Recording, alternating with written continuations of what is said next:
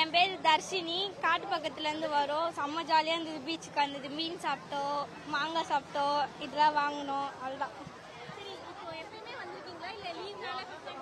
இல்லை, எப்பவுமே வருவோம். செம்மையாக இருக்கு.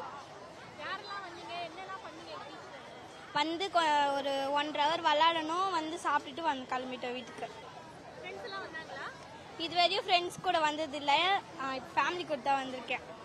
ஹாய், என் பேர் பி ஆதிரை.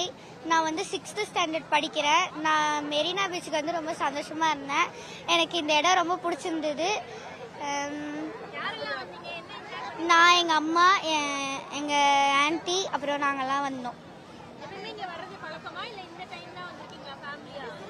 இந்த டைம் தான் வந்திருக்கோம் ஃபேமிலியாக.